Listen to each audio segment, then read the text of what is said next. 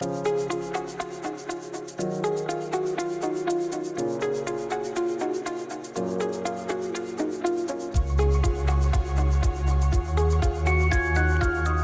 during these years, there was a lot of training going on and activities happening, but there were things happening in other parts of the country that I think, Kathy, you'll tell us a little bit about in terms of grants.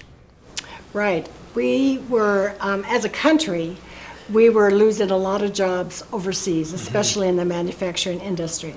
Our manufacturers were concerned about that, and one of the areas that we focused on was upskilling our industry and providing a workforce for our manufacturers.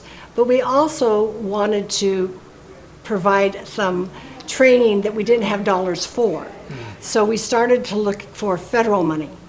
And the government was also concerned, and the Department of Labor came out with a promise to provide some federal grants to develop a skilled workforce in the manufacturing industry with the purpose of bringing manufacturing back to the United States. So we watched and watched for those grants to come out. And the TACT grant came out, I believe it was in 2013 was the first one. It took a while for it to actually show.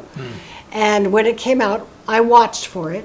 And it was a Trade Adjustment Act grant, and it went to areas that actually lost manufacturing dollars and jobs, and you had to prove that first, which was, we could do that in California, and then you had to apply for that grant, which was a pretty hard grant. It was very detailed, so we had to get a grant writer, and we had to do all these things. It was a very tough grant to write.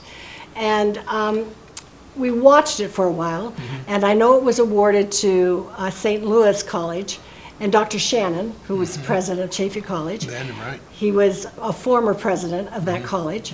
And so I talked to him, and I decided that I was going to fly out there and look at that college on my own dime, because I wanted to see for myself what they did and how they got awarded, and if it worked. And it did. I went back there and I toured the campus. It was an off-site campus. It was a depleted area. And I talked to the director there. I asked her questions about the grant. And then she actually came back to Chaffey. She flew to Chaffey, and we met again with Dr. Shannon. And I got his approval to go forward with my efforts to write that grant. And there was a component, I don't know if there was then, but at some point became a component where manufacturers really had to be involved at some level, and so that kind of kept you involved with the council.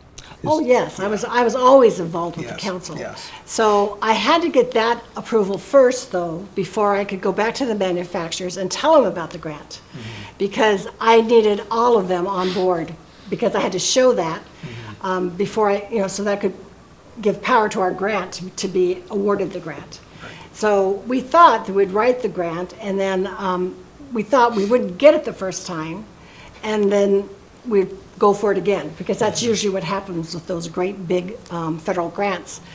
But we were very surprised to find out that we were awarded about $15 million, and CSI was working closely with us, and Brett Gouge then was the head of CSI, and they were able to give us a building to renovate for that purpose, and we were able to provide labs, training labs, electrical lab, mechanical lab, computer labs, and we ended up adding a lot more, as well as offices and different things to the training center that was right on the CSI campus. So we could train a workforce, and we could also use some of their talent that was working at CSI as our instructors. Right. So it was really a win-win, and it received notoriety nationally. Yes. Brett Gouge was Vice President of Administration.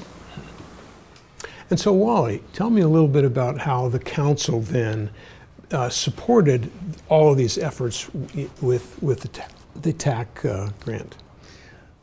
First of all, California Steel Industries had to be given a great big pat on the back for their spending even more money. They donated a building on a $1 a year lease to the effort, to the county of San Bernardino, I believe. But nonetheless, besides that, they had to throw in between $1 and $2 million more to help in the construction of turning that building that had been the world headquarters for Kaiser Industries in the early 1980s into a building suitable for an educational institution that would give college credits.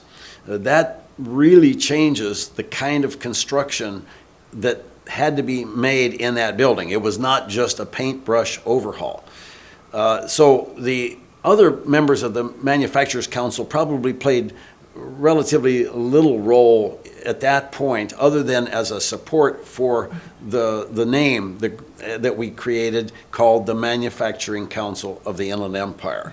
The name had some strength, by the way, and from a marketing standpoint, we felt it was a very good name. We spent one whole meeting discussing the name for the organization so that we could, and later on, that was recognized by the Brookings Institution in the Inland Empire